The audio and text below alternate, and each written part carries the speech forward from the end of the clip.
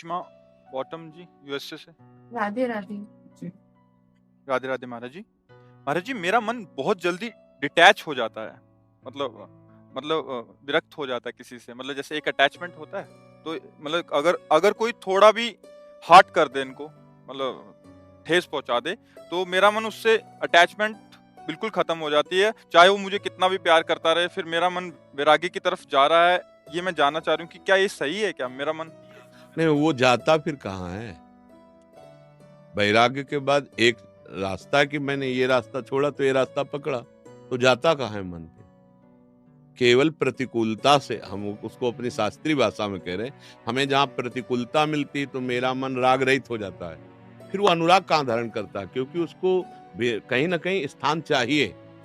तो कहाँ जाता है वो? है भक्ति में। तो बहुत बढ़िया है। फिर क्या है? फिर तो बहुत बढ़िया है, फिर प्रशंसनीय है। यदि वो भगवान से प्यार करने लगे, भगवान नाम का आश्रय ले ले, तो बहुत बढ़िया। पर अगर हम इतने स्वार्थी हो जाएंगे कि कोई जरा सी वृत्ति प्रतिकूल कर दे और हमारा मन अपने कर्तव्य से हीन हो जाए। अब जब कोई शब्द है तो उसमें पति भी हो सकता है, सास भी हो सकती है, उसमें अन्य परिवार के सदस्य जन हो सकते हैं, फिर हम फेल हो जाएंगे, क्योंकि उन्हीं में भगवान है। भक्ति केवल मंदिर में जाके नहीं की जाती, वो तो एक बाहरी रूप है। भक्ति इन्हीं मंदिरों में होती है। वो हमारे साथ प्रतिकूल व्यवहार करें और हम उनके साथ अनुकूल व्यवहार करें, ये भक्त का लक्षण होता है।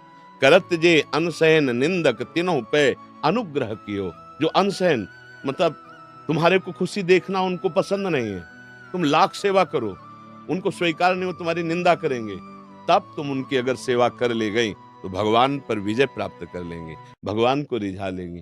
अनुकूलता मिली तो हम उससे प्यार करते हैं, प्रतिकूलता मिली हम छोड़ दिए, ये भक्त का लक्षण नहीं होता।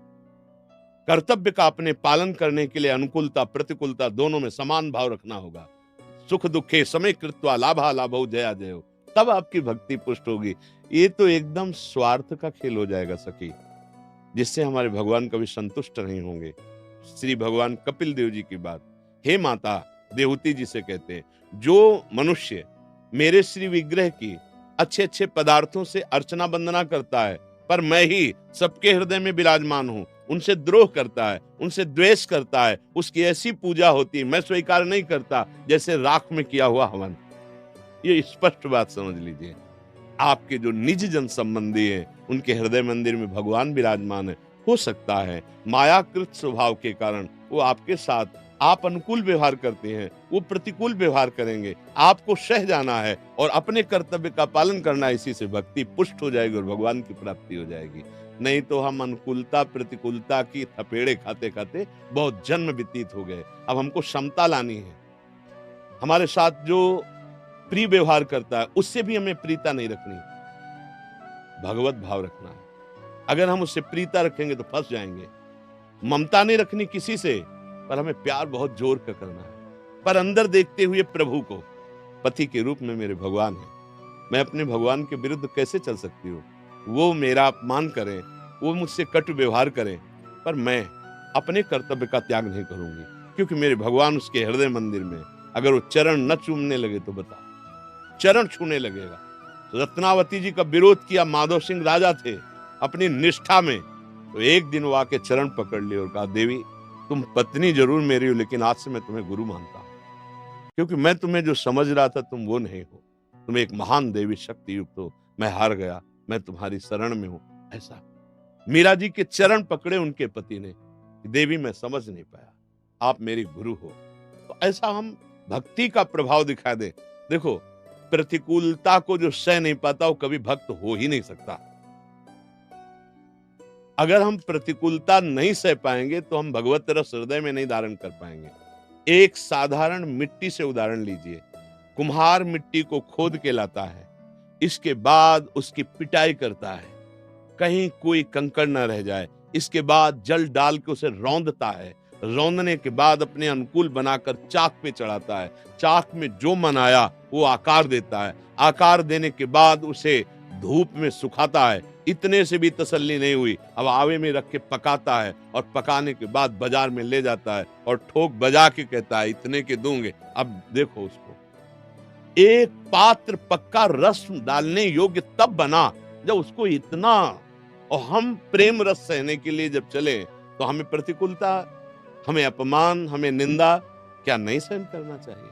अपने प्रभु के प्रेम रस की योग्यता लाने के लिए मेरा हृदय रूपी घड़ा भी बहुत कच्चा है, जिसका आपने परिचय दिया कि जरा सी प्रतिकूलता होती है तो हमको उनसे वैराग्य हो जाता है। इसे वैराग्य नहीं कहते, इसे दोष दर्शन कहते हैं। और भगवत भक्त वही है, अद्वैष्टा सर्वभूतानाम मैत्रः करुण एव च निर्ममो निरहंकारा सम दुखा सुखा समी। श्री भगवान गीता जी में कह रहे, जो किसी के प्रति भी दोष दर्शन नहीं करता, सर्वभूतानाम समस्त प्राणियों में, अद्वैष्टा बिल्कुल दोष दर्शन नहीं करता, अद्वैष्टा सर्वभूतानाम मैत्रः करुण सबसे मित्रता का व्यवहार करता है और हृदय में बड़ी करुणा रहती, पर निर्ममो निरहंकारा, वो किसी से ममता नहीं करता, वो दया और करुणा करने के बाद अहंकार नहीं करता, वो निर्मम और निरहंकार रहता है।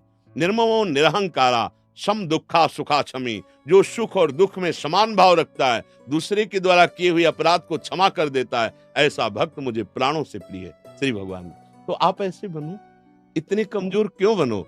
नहीं तो आप दुखी बनी रहेंगे। ये संसार है, ये कभी चैन से नहीं रहने देगा। आप किसी भी तरह से चलें, ये आपको कभी बड़ाई नहीं करेगा। आप जब जिस स्थिति में होंगे वहीं आपकी निंदा होने लगेगी। ये अनुभव की बात कहता हूं।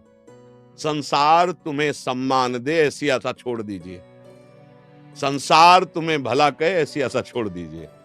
प्रभु से हमें जुड़े रहना है, हमको प्रभु की आज्ञा का उल्लंघन ना होने पाए, अपने कर्तव्य से चूक ना होने पाए, अब आप निकल जाओगी। संसार किसी को नहीं बख्शता, चाहे जैसे चलो। एक आदमी एक घोड़े को लेकर के जा रहा था और उसका 15-16 वर्ष का बेटा भी था। तो बेटे ने कहा, मैं तो जवान हूं, चल लूंगा पैदल, आप घोड़े पे बैठ जाओ। पिताजी बैठ गए। 4 लोग रास्ते में मिले, उन्होंने कहा, यार कैसा ये बुढ़ा कर्कश हृदय का है कि घोड़े पे तो स्वयं बैठा है, लड़के को पैदल चला। आपको हमारी वीडियो अच्छी लगी हो तो हमारे चैनल को लाइक शेयर एंड सब्सक्राइब जरूर करें। आगे लोगों ने कहा, कितना मूर्ख जवान होके घोड़े पे चढ़ा हुआ है और बूढ़े को पैदल चला रहा है। तो उनका, पिताजी आप भी बैठ जाओ। वो भी, पिताजी भी बैठ गए। 4 लोग फिर मिले, हराम का घोड़ा मिला होगा, दोनों चढ़े बैठे हैं। दोनों उतर गए। बोले यार कितने बेवकूफ हैं। आगे 4 लोग मिले, कितने बेवकूफ है, घोड़ा खाली जा रहा है और ये दोनों पैदल। अब बोलो वो दोनों करें तो क्या करें? यह समाज है, हमको अपने कर्तव्य का पालन करना। कौन क्या कह रहा है मुझे नहीं देखना, सामने वाले के कर्तव्य को देखते हैं तो हम दुखी हो जाएं। सामने वाले के प्रति हमारा क्या कर्तव्य ये हम देखेंगे तो हम भक्त बन जाएंगे और भगवान की प्राप्ति कर लेंगे। क्षणे रुष्टा क्षणे तुष्टा, रुष्टा तुष्टा क्षणे क्षणे, ये भक्त का स्वभाव नहीं होता है। यहाँ भक्ति अगर करनी है तो सहनशीलता लानी पड़ेगी। सहनशील, आशय, उदार, धीरज सहित विवेकी, विवेकवान, धैर्यवान, दूसरे के द्वारा किए हुए अपकार को सह जाना और उसके प्रति उपकार का भाव करना, ये महाभागवत। उमा संत कहे यही बड़ाई, वो करत मंद और ये करत भलाई। अपने को समझना है कि हम किस मार्ग में चल करके परमानंद की प्राप्ति कर लेंगे। ऐसे तो सब ठोकर ही देंगे। सब आपको चाहे जितनी सेवा करो, आपको नीचा दिखाने की वृत्ति लाएं, लेकिन आपको अगर कोई ऊंचा उठा सकता है तो आपका आचरण, आपकी निष्ठा, आपका भाव। इसलिए नाम जप कीजिए और भक्ति के स्वरूप को समझिए। भक्ति ऐसी नहीं होती कि कोई उपहास कर दे हम भक्ति छोड़ दें। नहीं, सब में मेरा प्रभु है, ये मुझे देखना है। जो हमारी निंदा अपमान करते हैं हम उनका भी मंगल करेंगे, क्योंकि मंगल भवन भगवान के दास हैं या दासी हैं, हम उनसे जुड़ी हुई हैं। तो इनसे और हम में अंतर है। ये माया से जुड़े हुए, मैं मायापति से जुड़ा हुआ हूँ, तो मेरे आचरण कुछ अलग होने चाहिए। अगर आपको हमारी वीडियो अच्छी लगी हो तो हमारे चैनल को लाइक शेयर एंड सब्सक्राइब जरूर करें। धन्यवाद।